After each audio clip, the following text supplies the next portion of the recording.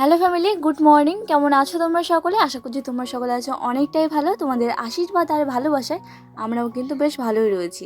আজকে বার হচ্ছে বুধবার, আর আজকে তারিখ হচ্ছে 10 তারিখ। তো নতুন আরেকটি ব্লগ ভিডিওতে তোমাদেরকে অনেকটা ওয়েলকাম, সাথে অনেকটা ভালোবাসা জানিয়ে নতুন আরেকটি ব্লগ ভিডিও তোমাদের সাথে শেয়ার করতে চলে আসলাম।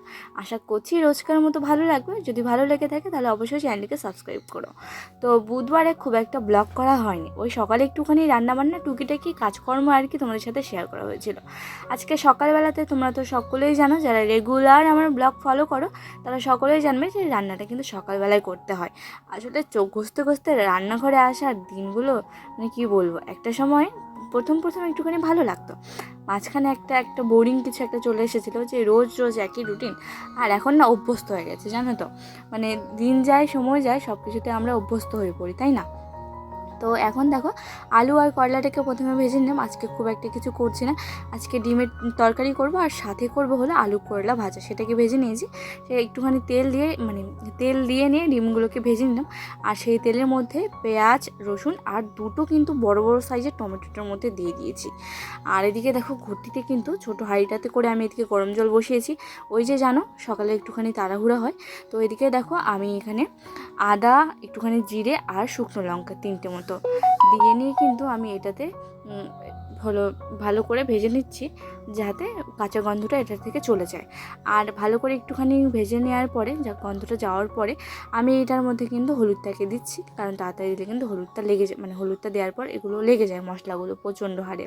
তো তারপরে দেখো, এখানে সেদ্ধ করে ম্যাশ করে রেখেছিলাম আলুগুলোকে, সেগুলোকে আর একটু খুন্তি দিয়ে ভালো করে ম্যাশ করে নিচ্ছি।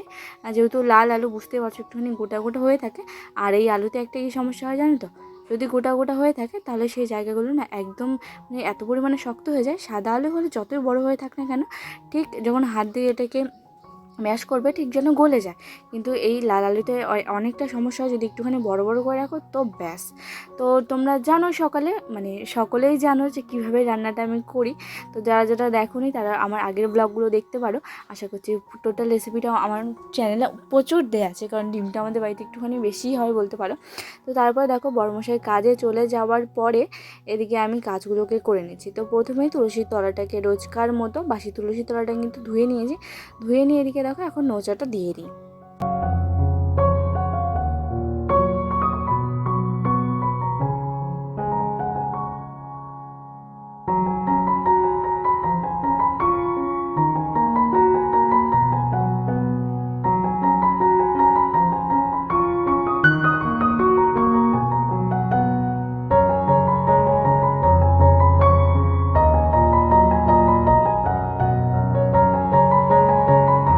সকালবেলায় প্রচুর কাজ থাকলেও বর আর শ্বশুরমশাই কিন্তু অনেকটা সাহায্য করে, জানো তো।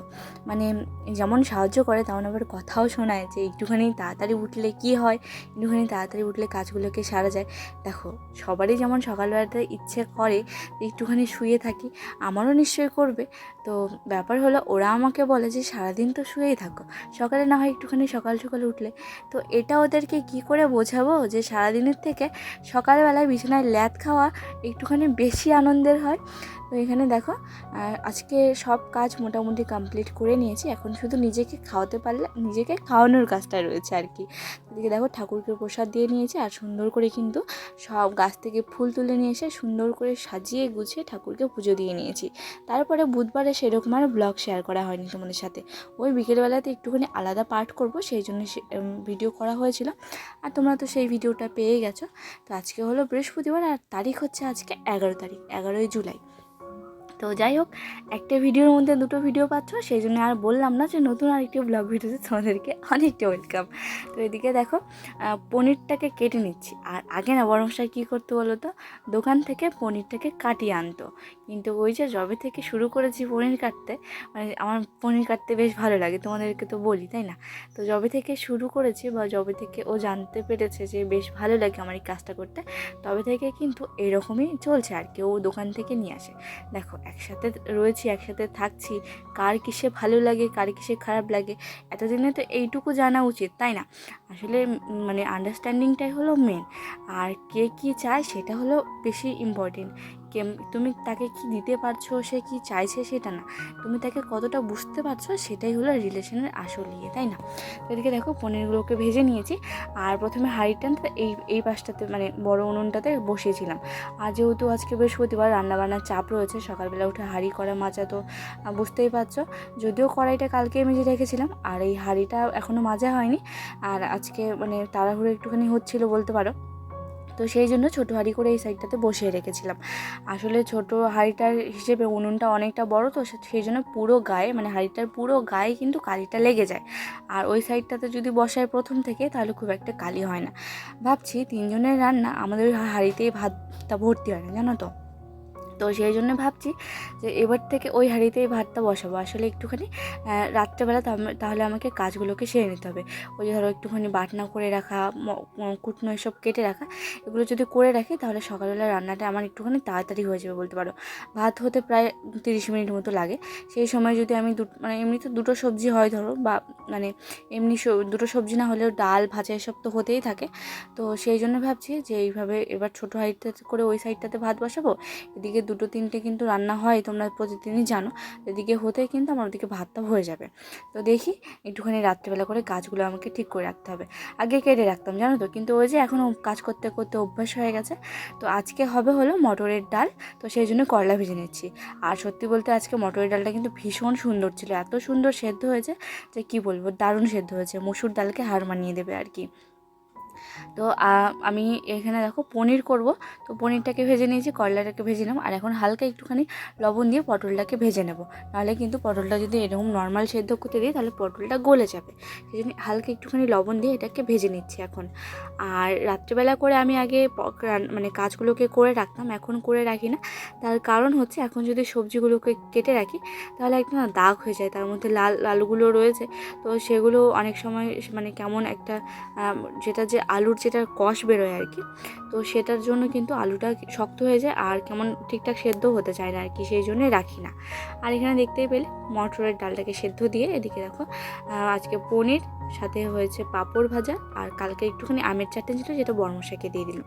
যেহেতু ও বাইরে খায় মানে কাজের ওখানে খায়, সেই জন্য চাটনিটা আজকে ওকে দিয়ে দিলাম, একটুখানি ছিল আর কি। তারপরে ভাবলাম যে চলো তোমাকে তো অনেক দিন ধরে ব্লগে নেওয়া হয়নি, একটু তোমাকে ব্লগে নিয়ে নিই।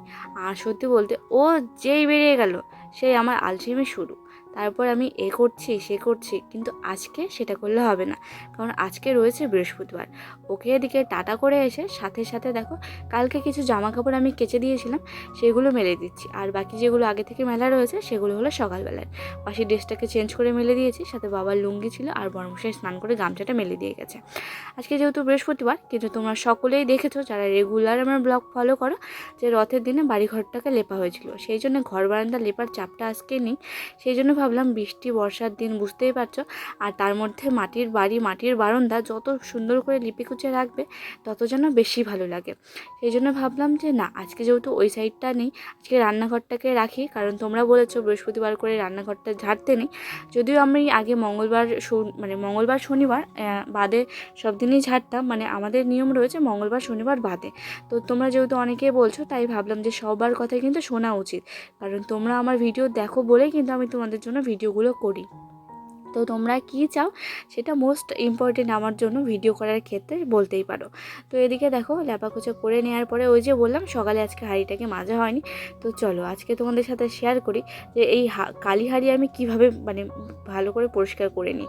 এদিকে কালি হাঁড়ি রয়েছে বুঝতেই পারছো, এদিকে আবার বৃহস্পতিবারের কাজের চাপটাও খুব রয়েছে। আসলে গ্রামের দিকে মাটির বাড়িতে এসব নিয়ম কারণ সব কিছু করতে না বৃহস্পতিবারের দিনটা এত ভেজা মনে হয়, মানে এত ভেজাল মনে হয় এই দিনটাতে। মনে হয় যে কেন এই দিনটা আসে, কেন বৃহস্পতিবারটা কেন হয়েছে, বৃহস্পতিবারে কেন এত পুজো পার্বণ এত কিছু, মানে সব কিছুকে একটুখানি সময় দিতে গিয়ে না প্রচুর চাপ হয়েছে জানো তো। এখন প্রায় 10টা মতো বাজে, সকাল থেকে সারা দিন পেটে মানে সকাল থেকে এখনও পর্যন্ত পেটে কিছু পড়েনি। আর বৃহস্পতিবারে কাজের চাপ এতটা পরিমাণে থাকে যে না খেলেও কাজের চাপে খিদেটাও মনে হয় মরে যায় আর কি। তো এখানে দেখতেই পাচ্ছ হাঁড়িটাকে প্রথমে একটুখানি আমি জল দিয়ে ধুয়ে নিলাম, আর আমি যেহেতু মাটির নিচটাতে লাগিয়ে নিই সেই জন্য কিন্তু খুব একটা এটাতে কালি পড়ে না। আর তবুও কালি না পড়লেও উপরটাতে তো অনেকটা কালি পড়ে, তাই না? যতদূর অবধি মাটি দেওয়া থাকে তারপর সেটা না হয় বুঝলাম, কিন্তু তারপরে একটু নোছা দেওয়ার ক্ষেত্রে পড়ে না, কিন্তু তবুও একটুখানি কালি কালি হয়, জানো তো। ওই একটুখানি ভালো করে প্রেশার দিয়ে মাজলে কিন্তু কোনো অসুবিধা হয় না। এদিকে দেখো সব বাসনপত্র ভালো করে মেজে ধুয়ে নিয়ে এসে এবার চলে আসলাম ঠাকুর ঘরে একটুখানি কাজ করে নিতে। তো ঠাকুর ঘরের ঠাকুরগুলোকে নামিয়ে ভালো করে রেখে দিয়ে ঠাকুর ঘরটা পুরোটা লিপে রেখেছি। লিপে রেখে রোজকার মতো বাসি তুলসী মন্দিরটাকে ধুয়ে দিলাম। আর যেহেতু বৃষ্টি হচ্ছে সেই জন্য কী বলবো, কোনো সেরকম নোংরা ছিল না, এমনি ধোয়াই ছিল, হালকা একটুখানি কাদা এসব ছিল। যেহেতু যখন বৃষ্টি হয় না তখন প্রদীপের তেল লেগে একটুখানি চিটচিটে ব্যাপারটা থাকে, কিন্তু যেহেতু এখন বৃষ্টি হচ্ছে সেই জন্য কিন্তু সেই ব্যাপারটা এখন নেই। সেই জন্য হালকা একটুখানি জল দিয়ে ধুয়ে নিলেই হয়। আর যখন অনেক দিন বৃষ্টি হয় না তখন তেলের জন্য একটুখানি যেটা দিয়ে বাসন মাজি সেটা দিয়ে কিন্তু ভালো করে পরিষ্কার করে নিতে হয়। তো এদিকে দেখো নোছাটা কমপ্লিট করে নিয়ে স্নান ধান করে নিয়ে ঠাকুরের বাসনপত্র মেজে নিয়ে ফুল তুলে এনে সাজিয়ে গুছিয়ে ঠাকুরের চরণে ফুল দিয়ে, আর কালকে কলা নিয়ে এসেছিলো জানো তো, আর 2টো করে কলা নিয়ে আসা হয় ঠাকুরের ভোগ দেওয়ার জন্য। আর এদিকে মানে এমন জায়গায় রেখেছি পাখিতে এসে একটা কলা একদম খেয়ে কী অবস্থা। সত্যি বলতে যতই হোক না কেন, মানে যেদিনই পুজো করো না কেন বৃহস্পতিবারের ব্যাপারটা যেন আলাদাই থাকে। আর যখন সব কাজ ছেড়ে এই পুজোটাকে করতে বসি না, তখন না মন দিয়ে ভক্তিতে আসে, জানো তো। মানে যখন কোনো কাজ থাকে তখন মনে হয় যে তাড়াতাড়ি করে কাজগুলোকে করে নিতে পারলে, তাড়াতাড়ি পুজো টুজো সেরে নিতে পারলে যেন শান্তি। আর বৃহস্পতিবারে সব কাজ ছেড়ে যে শান্তি মতো করে পুজো দেওয়াটা, সেটা বেশ ভালো লাগে। পুজো দেওয়ার পরে এই ঠাকুরঘরকে দেখতে এত সুন্দর লাগে যেটা বলে বোঝানো যাবে না। তো ভালো লাগলে চ্যানেলটি অবশ্যই সাবস্ক্রাইব করো। আজকের মতো টাটা।